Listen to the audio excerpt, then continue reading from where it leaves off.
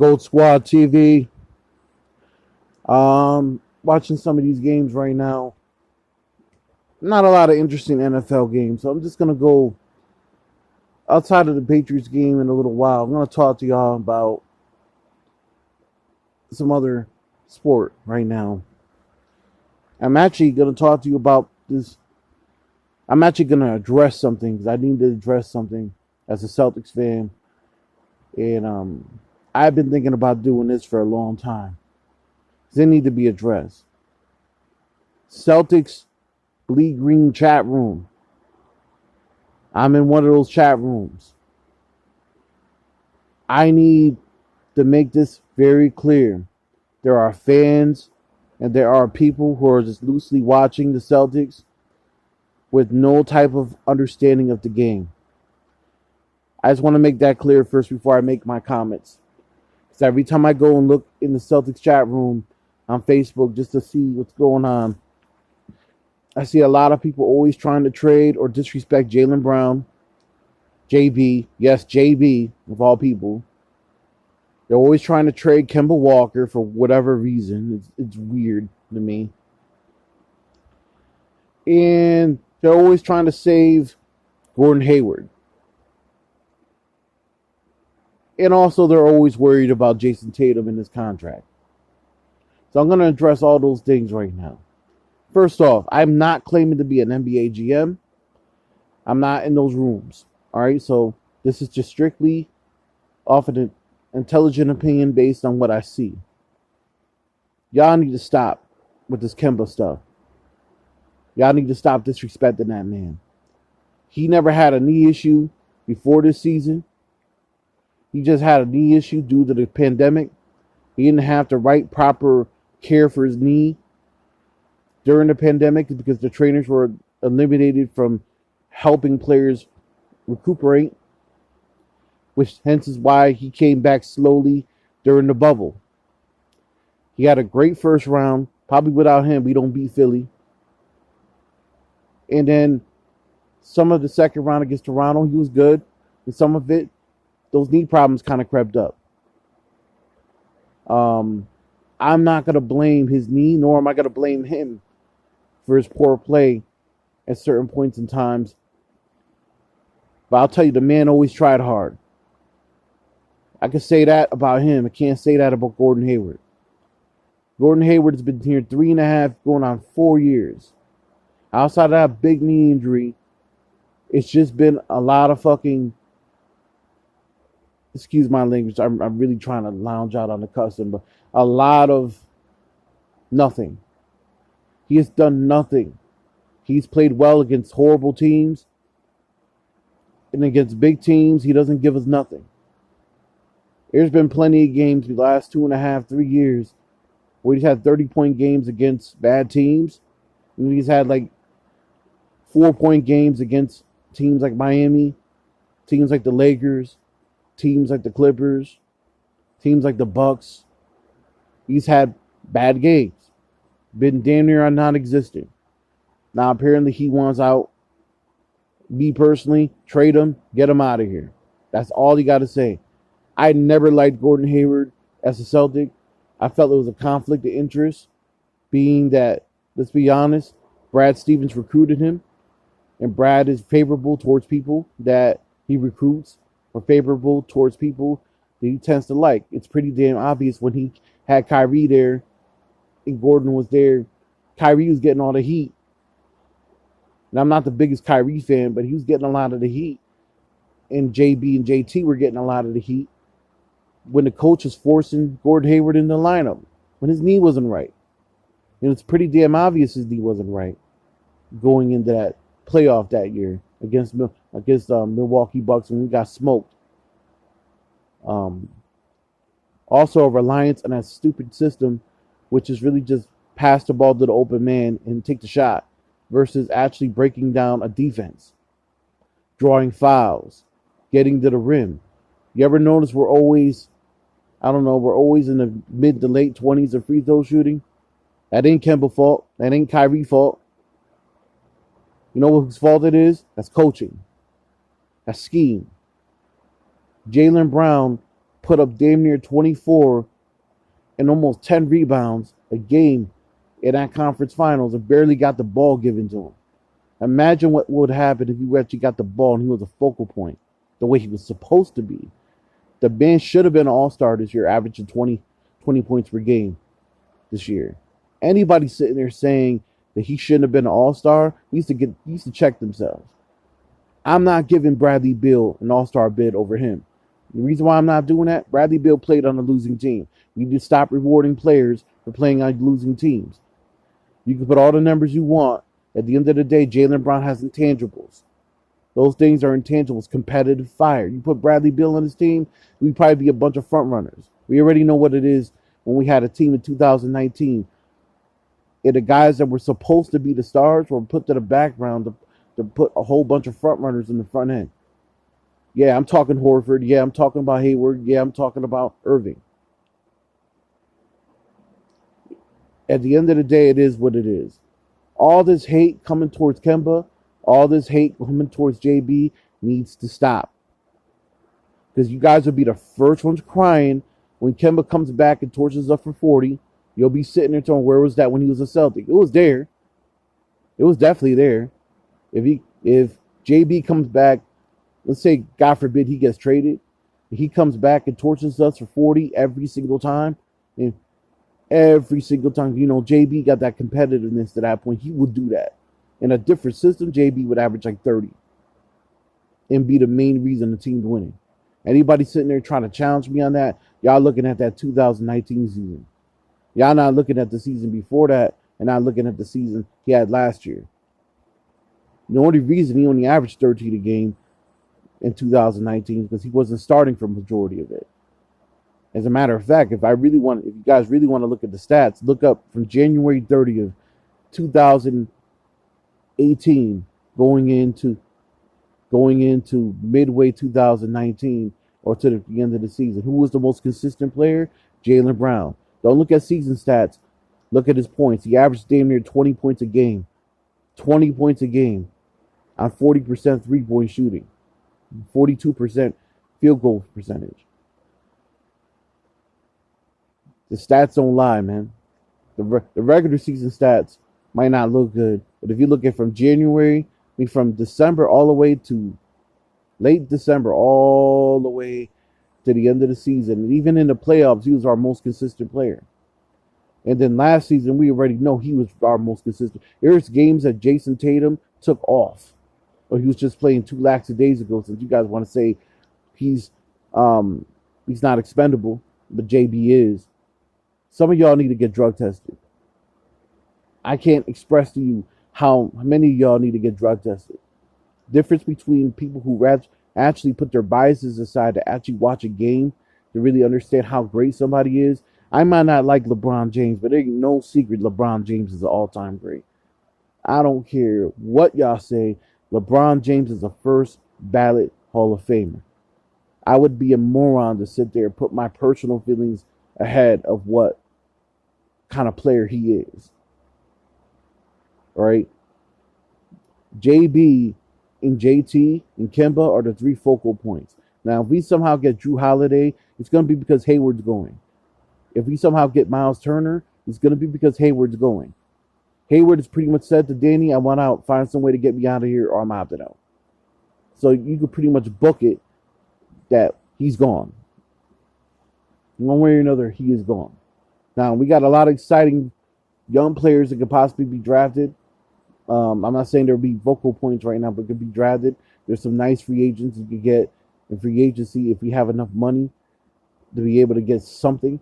I would resign Tice for sure, just to have him as a power forward, move Tatum to the small forward, move JB, have JB at the 2, and have Kemba at the 1. But if we somehow get Drew Holiday, great, because we will have Kemba at the point. Drew could play the 2. This is what his there's really more natural positions, the 2. You can move JB to the 3, Jason to stay at the 4, and Miles Turner can play the 5 if he's also involved in the deal. Or Tice, for that matter. That said, I'm tired of y'all. I'm tired of some of you fake Celtics fans who just look at these fan-sided ads just to react. Y'all need to chill. Jason Tatum is a Celtic for the next 9 years, regardless of whether he signs a deal or not. If you know anything about the collective bargaining agreement, a rookie all the way to the end of his contract has no leverage. As a matter of fact, he doesn't sign a contract. Guess what? He goes in the next year as a restricted free agent. You know what that means? Even if he goes to other teams and tries to get offers, Danny Ainge has the right to match, meaning he ain't going anywhere unless he demands a trade, unless he wreaks havoc in that locker room, which JT's not really that type. He ain't going anywhere. So we own his rights until 2027-28, if I'm not mistaken. I might be wrong. It might be even longer than that. So y'all need to chill with this. He hasn't signed a contract date. He's going to take the money. But even if he doesn't take the money, he's going to take the money the next year. He might be waiting to see if the Celtics have more room on the cap so he can take the money the next year, which is even more money than taking the money he has now. So y'all need to chill with all this buffoonery. You know, if year 9, year 10 comes around, he's like, I'm out. We got to just let him be and let him move. As much as I might not like it as a fan, as an objective basketball fan, put all my personal feelings aside, which y'all need to start learning how to do. The man is going to get paid, regardless whether he stays here or not. That said, this whole mess that y'all keep thinking and worrying, listen, you guys are worrying about a lot. Danny Ainge laughing at y'all. All these trade offers or rumors, Danny laughing at y'all. Unless he makes a move, none of this is happening. So Kemba ain't going nowhere. Get clear. And as a matter of fact, Danny Ainge has also even came out and said, yo, Kemba's leg wasn't quite right, and he still gave us 21 points a game in the playoffs. So imagine what he could give you with a healthy leg. The man's been resting for 2 months now. For almost 2 months now. He's probably getting the proper care in his knee. He's probably getting the proper work. All these rumors you guys keep hearing are way too below level sources. You're not getting it from Danny. You're not getting it from Forsberg at NBC Sports. None of those guys are making any mention of this. And you've been hearing this from Woj, who is the ultimate insider. You haven't heard it from Woj. So y'all need to chill, man. Y'all just listening to rumors and just running away with it. And like I said, the hate towards Kemba, unnecessary. I'd like to see how many of y'all would have the heart to do what he did. The dude was second, so y'all want to sit there and say he doesn't play any defense. You do know he was second in charges on the team, right? Outside of Marcus Smart, he was second on the team with charges. If the man don't want to play defense, why was he even trying? Because a charge is really something when you talk about jumping in the way in somebody, you're charging. You're trying. You're trying to find ways to change the momentum of the game. Y'all keep giving Gordon Hayward all types of outs. Y'all need to chill. Y'all need to stop. I'm starting to really think there's some below level reason. We all know how the city of Boston is. I'm not trying to sit there and make assumptions. I'm from the New England area. But if you hear all the little chirpings about Boston over the years, ever since the 70s, there is some, I'm not going to go there with it because I really don't want the smoke. But, you kind of know where I'm going with it. A lot of y'all really want Gordon Hayward to be Bird so bad. He's not Bird. Stop disrespecting Larry like that. He's not even Gordon Hayward. Gordon Hayward is not even Gordon Hayward. And believe me, I lose no sleep if he's gone. Regardless of what happens contractually, I lose no sleep. So, in my address to y'all, my point in making all these things public is for guys to understand, if you're a real sports fan, you need to be not only objective, But you need to open your eyes, man. You got to be willing to really understand the ins and outs. You got to listen, man. Stop just listening to talk radio hosts. Stop listening to people on ESPN that might have different opinions. Follow the team, man. And follow the team. If you're going to follow the team, pay attention to what's going on the court. If you're going to sit there and say Jaylen Brown's average, you obviously are not watching what you see on the court. You are just listening to whatever babble somebody might be saying. That is ridiculous to me. Y'all need to chill. At the end of the day, Celtics are going to be fine regardless. Miles Turner needs to be a Celtic. Let me just make that clear. That said, I just seen one of those fan-sided things on the Celtic chat room about James Harden possibly and Robert Covington possibly being Celtics. Y'all need to chill. Celtics are not even talking like that. You would have to trade a guy like Tatum for that. Or Brown. And I know some of y'all are on drugs and sit there and say, I'll trade Brown a heartbeat. You seen Jaylen Brown defend James Harden? When he's defending him, James isn't getting buckets that easy. I seen Jaylen Brown defend LeBron James and make LeBron look like he had to work for his. I seen Jaylen Brown take Pascal Siakam out of a whole series. A whole series. It was an APP out for fucking Pascal Siakam. We probably don't win that Toronto series without Jaylen Brown. You guys forget that Jaylen put up 31 and 16 in one of those games. That's insane. I don't care what he shot. 31 and 16. It's insane. Stop it. Not a lot of players put up those type of numbers. Y'all need to be drug tested. Y'all need to have your fan cards revoked. And most importantly, y'all need to understand what the sports world is like. What being a sports fan is like. It's not about just screaming at a TV and not having any type of sense of understanding. Pay attention. Stop messing with your own emotions and just looking at one player and keying on them. Because those players will come back and torch the Celtics. Believe me, I've seen it happen way too many times. That you guys want to run people out. It seems like that's all people like to do in Boston. Don't get me started on the Red Sox. Don't get me started on the Patriots.